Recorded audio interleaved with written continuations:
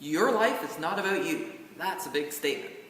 Best-selling author and speaker Rick Warren, the guy who led the prayer at President Obama's inauguration in 2009, he wrote a book called The Purpose-Driven Life. And the book starts with a simple sentence: it's not about you.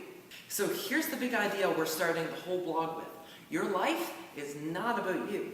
You see, Jesus makes this crazy statement in the Bible. He says that anyone who wants to save their life must lose it. How's that for counterintuitive? Now you might say, that doesn't make any sense, Mark. That's the kind of crazy I say after I toke up. And some people did call Jesus crazy. After all, the government and the religious authorities killed Jesus for claiming to be God. But here's the big idea. If you never surrender control of your life to God, you can never grow spiritually, and you will never find lasting meaning and significance in your life. A lot of people want God to change something in their life, but not a lot of people are willing to give God control of their life. It's like telling your GPS that you want to drive to Universal Studios in Florida and then ignoring every single direction the GPS gives you.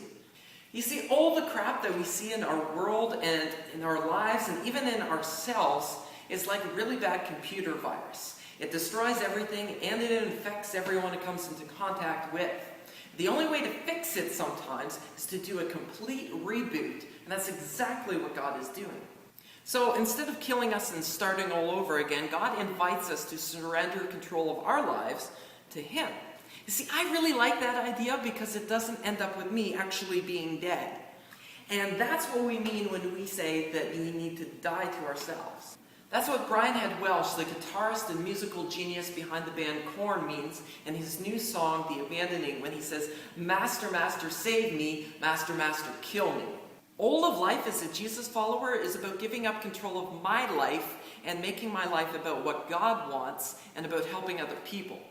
Because in the end, that's all that really matters. Jesus once said, "What good is it if you can own the whole world but lose your soul?" Or, as one of my favorite rappers, Lecrae, puts it, people get to living for a job, make a little money, start living for a car, get them a wife, a house, kids, and a dog. Then when they retire, they're living high on the hog, but guess what? They didn't ever live at all. So if you want to find real life, meaningful life, significant life, you've got to give up your life. It means learning to surrender control of your entire life to God. It's like your life is a car, and you're giving God the driver's seat and deciding, I'm going to ride shotgun. So what does that all look like? Well, it starts by simply saying, God, I need your help. And one of the main ways that God helps us is through this book, the Bible. Now, I know what some of you are saying.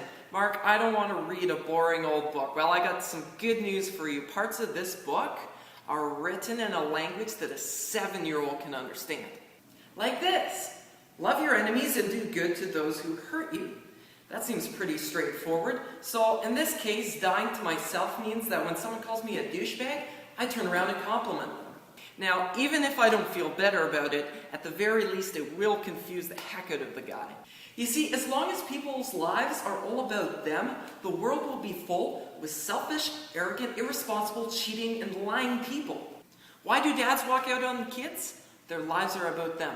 Why do people cheat on their partners? Their lives are about them. Why do people steal and rob from each other? Their lives are about them. Why do people gossip and tell lies about others?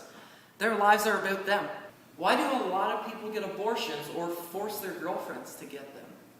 Their lives are about them.